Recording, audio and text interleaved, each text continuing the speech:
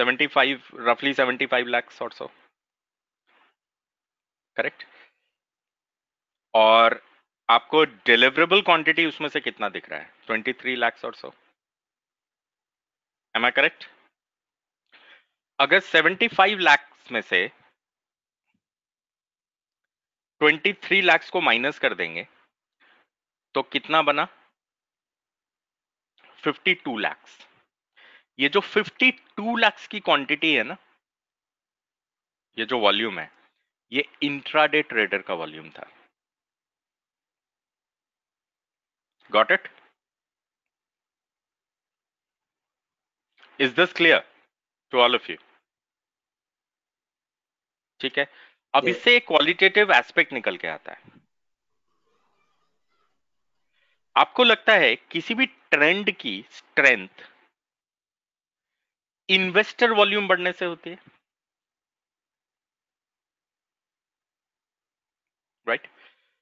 यहां पे बगल में एक पैरामीटर दिया हुआ है, percentage delivery quantity. Right?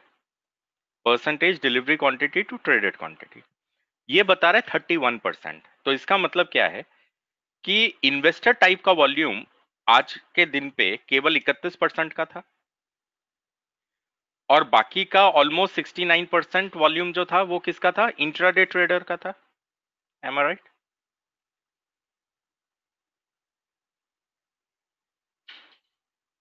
Okay. उसी तरह से अगर ये वाला दिन आप पढ़ेंगे, जो दूसरा नीचे वाला जो दूसरा दिन है, इसमें आपको समझ में आ रहा है कि इंट्राडे ट्रेड इन्वेस्टर का जो वॉल्यूम था वो 33% था, और जो इंट्राडे ट्रेडर का वॉल्यूम था वो बाकी का था 67%। आपको क्या लगता है, ट्रेडर वॉल्यूम बड़ा है या इन्वेस्टर वॉल्यूम बड़ा है?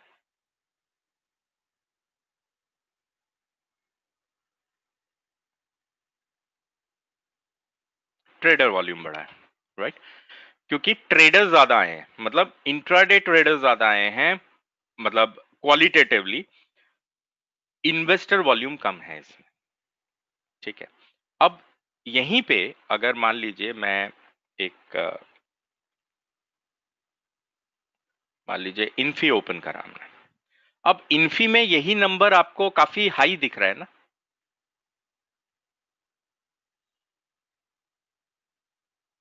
यस और नो? ये रिलेटिवली अगर हम Tata Motors compare to Infy करें तो इन्फी में ज्यादातर आपको हायर नंबर्स नजर आ रहे हैं, और टाटा मोटर्स में ज्यादातर आपको लोअर नंबर्स नजर आ रहे हैं। राइट?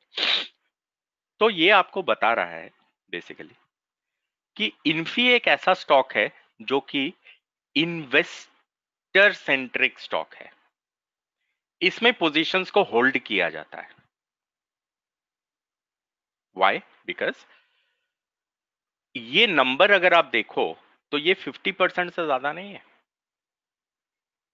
देखिए यहाँ 62% है, मतलब 50 से ज्यादा है ना? इसका मतलब किसी भी दिन पे, इस वाले दिन पे जो भी ट्रेड हुआ, इसमें जो भी ट्रेड हुआ उसमें से आधे से ज्यादा लोग इसको कैरी कर रहे थे। राइट? आधे से ज्यादा का जो वॉल्यूम था वो कैरी फॉरवर्ड हो रहा था। ये समझ में आ रहा है सबको?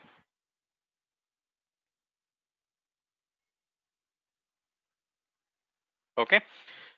इसका मतलब हुआ कि ये एक ऐसे किस्म का स्टॉक है जिसमें ज्यादातर लोग इस पोजीशन को कैरी करते हैं। राइट? जब भी आपको इस टाइप के स्टॉक्स दिखेंगे, राइट, जिनमें कि ज्यादातर, मान लीजिए कि, अब पता नहीं ये चलेगा या नहीं, पर let's give it a try. अभी क्या चल रहा है? अप्रैल ना? तो मैं मान लीजिए कि मार्च का डेटा पुल करता हूं उसमें से। ठीक है, आ गया, चलिए। अच्छा है, ओके। अब मार्च के डेटा में अगर आप इसको एनालाइज करने की कोशिश करो तो आपको दिखेगा 1 2 3 4 5 6 7 8 9 10 11 12 13 14 15 16 18 18 आउट ऑफ एक एक 2 3 4 5 6 7 8 9 10 11 12 13 14 15 16 17 18 19 18 आउट ऑफ 19 ट्रेडिंग डेज पे जो इन्वेस्टर वॉल्यूम था वो हाई था।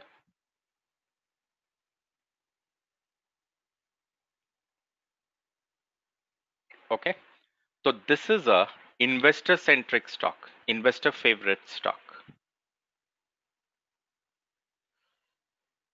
ओके, इनमें ट्रेंड स्ट्रांग होगा और वॉलेटिलिटी कम होगी।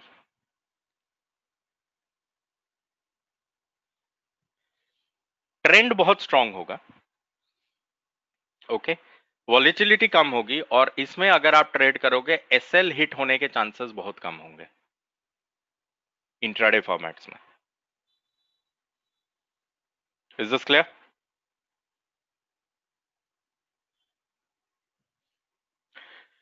इस टाइप के स्टॉक को अगर आप ट्रेड कर रहे हो तो इसमें एसएल बचाना बहुत आसान होगा आपके लिए, ठीक है। पर वॉलेटिलिटी थोड़ा लो होने की वजह से इसमें जो प्रॉफिटेबिलिटी है वो थोड़ा रेस्ट्रिक्टेड होगा, पर एसएल आप बहुत आसानी से बचा सकते हो इनमें। Is this clear?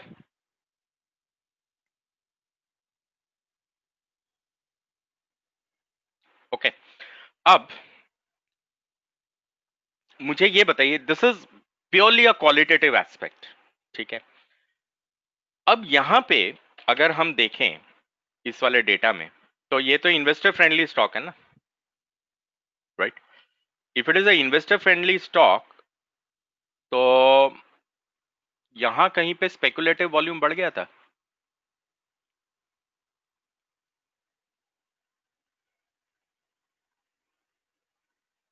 है ना? यहां कहीं पे स्पेकुलेटिव वॉल्यूम बढ़ा,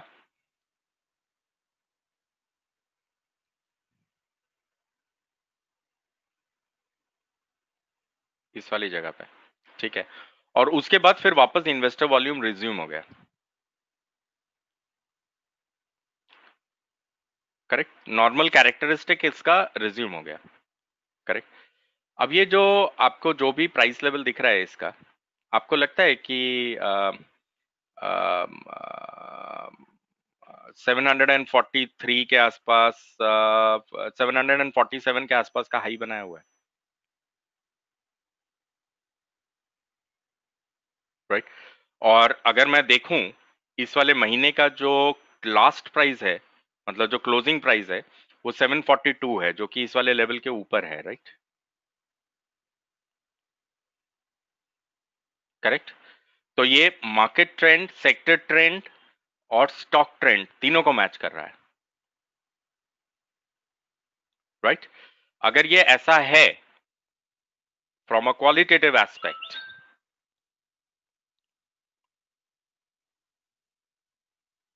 अब मैं इस महीने में चला जाता हूं।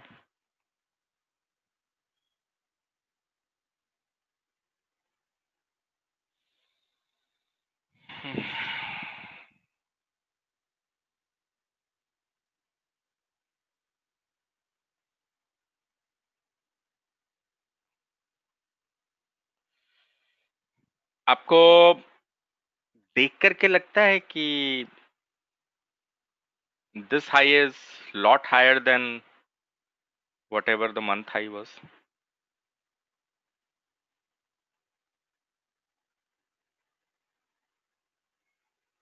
Make sense? Okay, these are the qualitative aspects of a stock. उसी तरीके से अगर आप ट्रेडर फ्रेंडली स्टॉक्स को ट्रेड कर रहे हैं, अब जैसे Tata motor is one of the cases,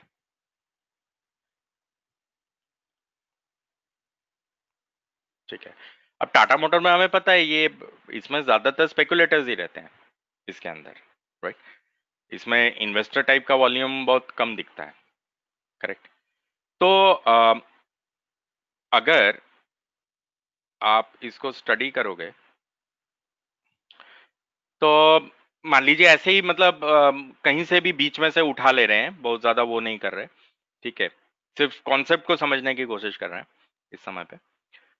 तो आपको लगता है कि इस वाली जगह पे एक नेट इंक्रीज इन डिलीवरीज हुआ था?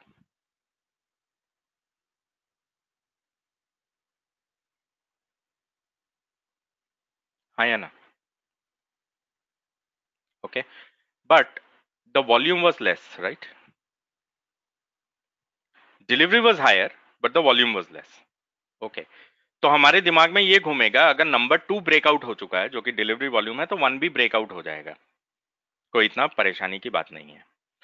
अगर इसको क्वालिटेटिवली आप देखोगे तो आपको लगता है कि इसमें से ज्यादातर पोजीशन जो भी आज ट्रेड हुआ, एक कम वॉल्यूम पे ज्यादातर पोजीशन जो है वो इन्वेस्टर पोजीशन था comparative to yesterday?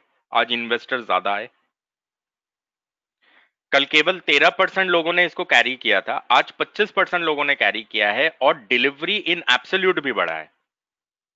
The only problem is कि एक वॉल्यूम में हमको इंडिकेशन नहीं मिला है। Right? Got it? Okay, if that is the case,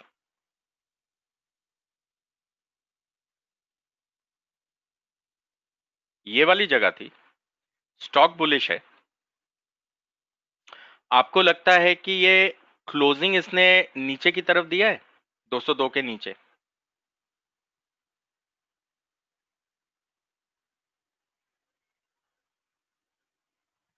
हाँ या ना? नीचे की तरफ ब्रेकआउट हुआ ना? 201 201.90 पे ब्रेक हुआ है। इसका मतलब प्राइस को किस तरफ ब्रेकआउट किया, नीचे या ऊपर?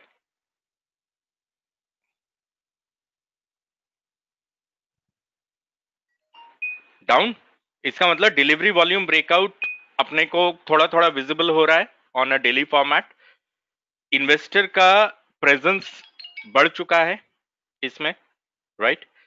ठीक है, प्राइस नीचे ब्रेक डाउन हुआ है, मतलब ब्रेकआउट हो चुका है। अगर ब्रेकआउट हो चुका है तो क्या आप शॉर्ट करोगे?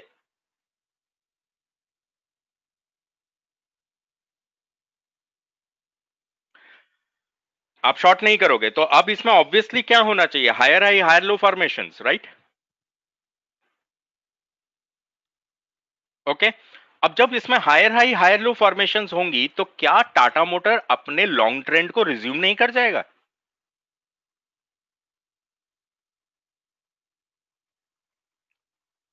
Got it?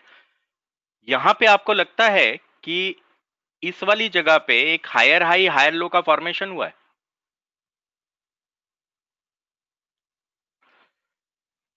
क्या आपको लगता है कि ये जो बड़े बड़े हाईज बनने शुरू हुए वो वहां से हुए? ठीक है, I am not getting into support resistance etcetera, I am just telling you कि अगर आप रिपीटेबिलिटी कॉन्सेप्ट्स का इस्तेमाल करेंगे तो आपको इस तरीके के ट्रेड्स मिलने शुरू हो जाएंगे।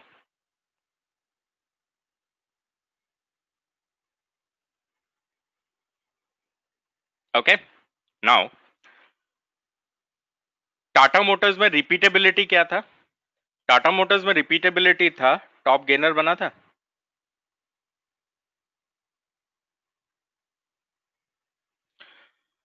वॉल्यूम प्लस डिलीवरी में ब्रेकआउट है।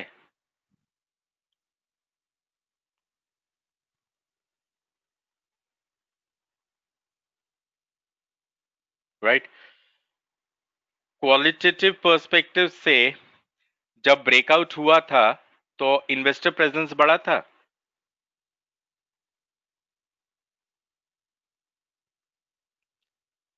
हाँ या ना?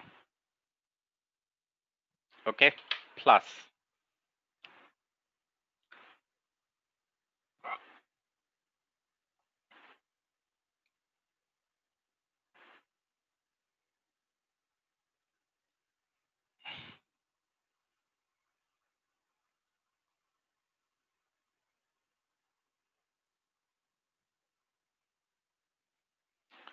कोशिश कर रहा हूं, अगर आ जाए ये report.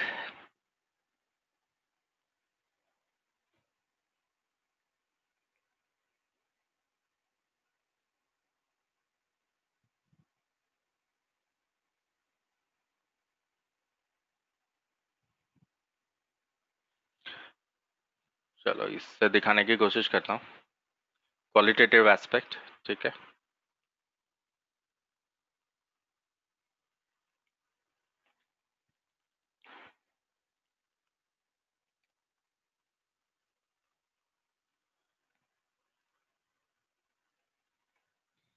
Okay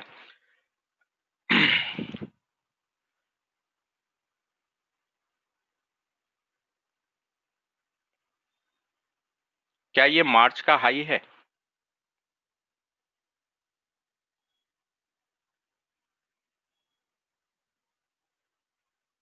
it is right.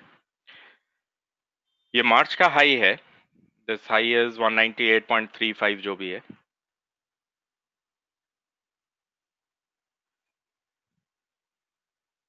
ठीक है, और यहाँ पे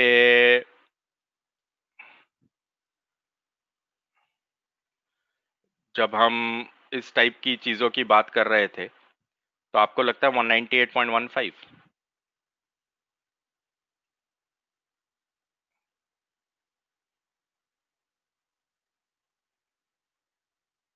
right, okay. Do you think a support formation happened, higher high, higher low formations?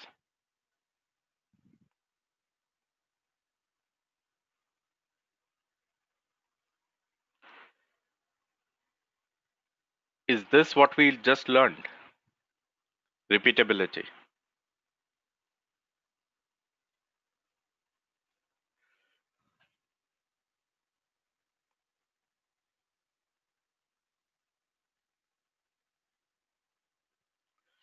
कि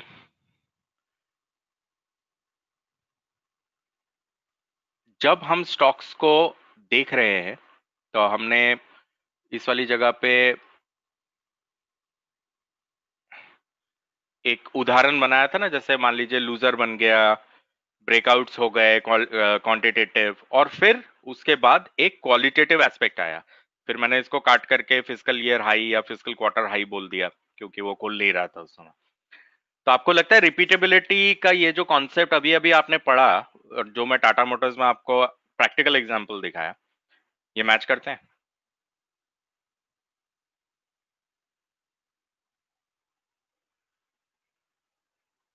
ठीक है, तो what you guys have to do is, यहां से आपका एक्शन लिस्ट में एंट्री होगा। जैसे जैसे ये वाली चीजें होती जाती हैं आपके वॉच लिस्ट में एंट्री हो जाती है। पिछली बार मैंने बोला था वॉच लिस्ट और उसके बाद एक्शन लिस्ट बनती है, हाँ या ना? ठीक है, तो यहां से जैसे जैसे ये एक एक इंडिविजुअल काम होते चले जाएंगे, आपके वॉच लिस्ट में वो स्टॉक आता चला जाएगा, रिपीटेबिलिटी होती चली जाएगी। और उसके बाद जैसे ही आपका क्वालिटेटिव एस्पेक्ट भी पूरा हो जाएगा, राइट, तो वो स्टॉक जो है आपके एक्शन लिस्ट में चला जाएगा, मतलब ट्रेडिंग चालू। कोई भी फॉर्मेट हो, इंट्राडे हो, पोजिशनल हो, ऑप्शंस हो, जो भी हो, whatever it is this clear to all of you?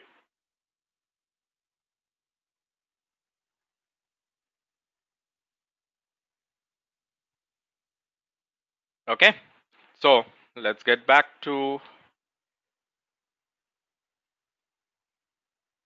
summary.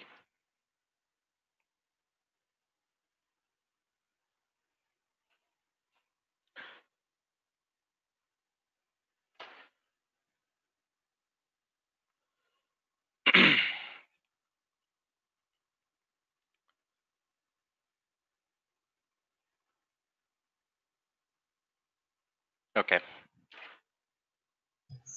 सबसे पहली चीज हमने क्या सीखी है, कौन बताएगा?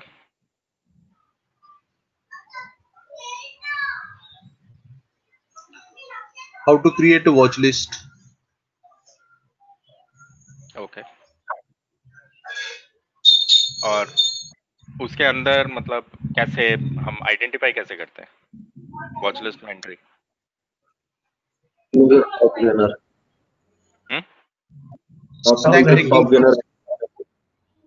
ठीक है, तो सबसे पहला हुआ कि स्टैक में रैंकिंग देखने की कोशिश करते हैं।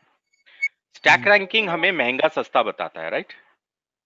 Cheap stock expensive stock, am I right? इसका जो निचोड़ है स्टैक रैंक का, वो यही है ना कि सबसे महंगा कौन है और कब सबसे सस्ता कौन है, राइट? और इसी स्टैक रैंक को आप मल्टीपल टाइम फ्रेम्स में करते हैं, जैसे daily, weekly, monthly, etcetera etcetera etcetera, right? और इसको आप स्टॉक्स में और सेक्टर्स में, दोनों में कर सकते हैं, राइट? ओके, तो ये आपको बताएगा कि सबसे सस्ता सेक्टर कौन सा चल रहा है और सबसे महंगा सेक्टर कौन सा चल रहा है। ओके, ये आपको बताएगा सबसे सस्ता स्टॉक कौन सा चल रहा है और सबसे महंगा स्टॉक कौन सा चल रहा है। ओके, तो इसका जो निचोड़ है वो ये है। दूसरी चीज क्या सीखी थी हमने? Qualitative breakout. Quantitative Qualitative. Quantitative breakouts और क्वांटिटेटिव एनालिसिस। क्वांटिटेटिव एनालिसिस में हमने फोकस किया 3 पीस पे। वो 3 पीस क्या है? पार्टिसिपेशन मतलब वॉल्यूम, दूसरा पोजीशन मतलब डिलीवरी वॉल्यूम, और तीसरा इस भाव मतलब प्राइस। और इसका निचोड़ क्या था? पार्टिसिपेशन और पोजीशन में अगर ब्रेकआउट होता है तो प्राइस को ट्रेड कर सकते हैं। M I right? यही सीखा हमने, ठीक है? पर अगर प्राइस भी उसके साथ ही ब्रेकआउट हो जाता है तो हम उसे इमीडिएटली ट्रेड नहीं कर सकते, उसके अगले लेवल्स का हमें इंतजार करना पड़ेगा। Make sense? ओके, तो यहां पे हमने सीखा था क्वांटिटेटिव एनालिसिस। उसके बाद तीसरी चीज क्या सीखी?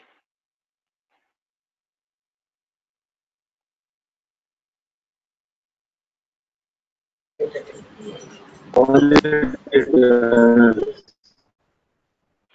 Qualitative analysis. क्वालिटेटिव एनालिसिस में हमने सीखा कि स्टॉक के इंपॉर्टेंट लेवल्स, इंपॉर्टेंट दिन के लेवल्स, राइट, ये बहुत मैटर करते हैं उसके अंदर, राइट? तो क्वालिटेटिव एस्पेक्ट एक स्टॉक के अंदर होना अनिवार्य है। Okay, it is very important to have a qualitative aspect, right? अब मान लीजिए कि एक टीम है, ठीक है, क्रिकेटर्स की टीम है, राइट? उसमें कोई आउट ऑफ द ब्लू एक छक्का मार देता है बैटिंग में। आज तक जीवन में कभी 2 रन से ज्यादा नहीं बनाया, ठीक है, 500 मैच खेला है, 2 run is the highest score that this guy has made. आज अचानक से मैच में छक्का मार दिया तो आप क्या बोलेंगे?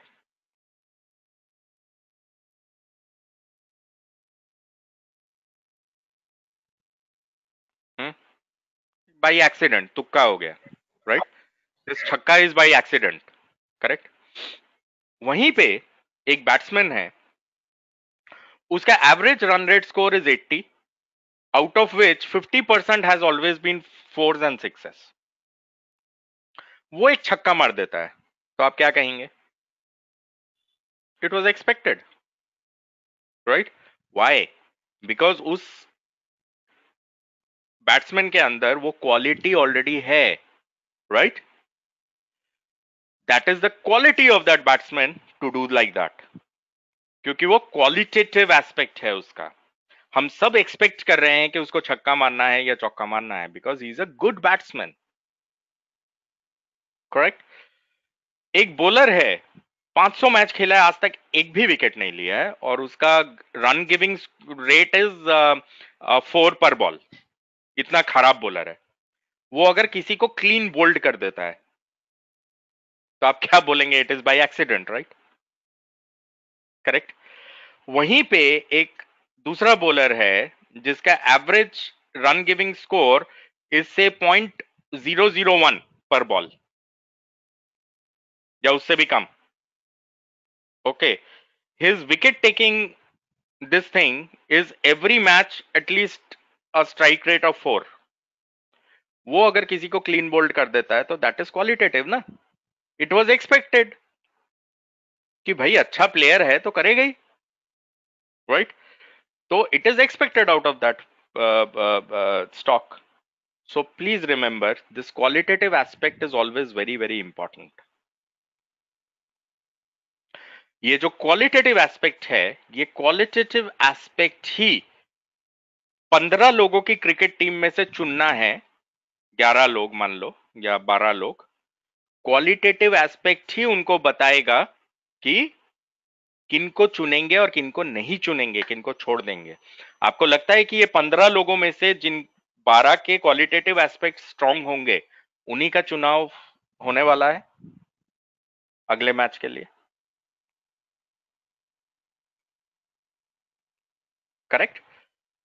सो प्लीज रिमेंबर कि ये जो क्वालिटेटिव एस्पेक्ट होता है, this is the reason we included this in this workshop, कि ये जो क्वालिटेटिव एनालिसिस का जो एस्पेक्ट है, it is one of the most important things and this is what will make a stock from watch list to be moved into action list. ठीक है, alright. उसके बाद उसमें क्वालिटी एस्पेक्ट्स को आप देखेंगे. क्वालिटी एस्पेक्ट्स में क्या होता है, बहुत साधारण चीजें हैं. हायर हाई हायर लोज का बनना is long, lower low lower highs का बनना इज शॉर्ट,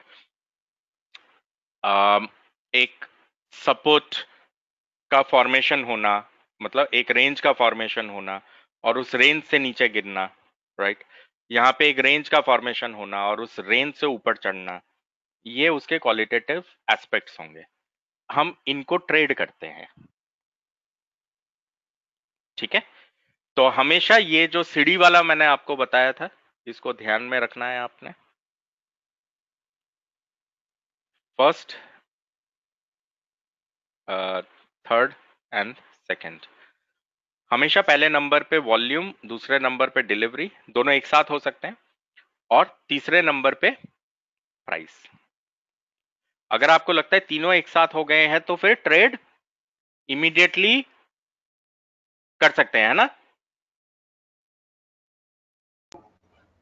नो सर, नहीं कर सकते, आपको इंतजार करना पड़ेगा अगले फॉर्मेशन के होने का, राइट? क्योंकि प्राइस भी ब्रेकआउट हो चुका है, तो अभी इसमें अपॉर्चुनिटी इमीडिएटली कोई आपको मिलेगी नहीं,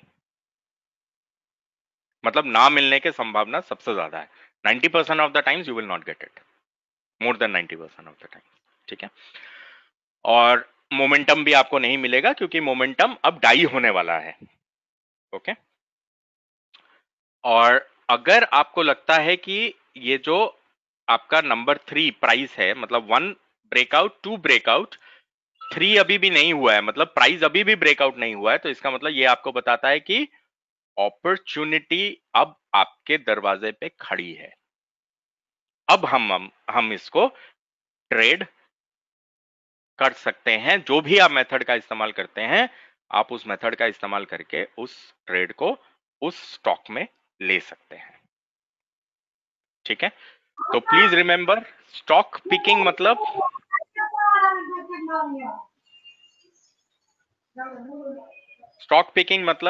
मेथड प्लस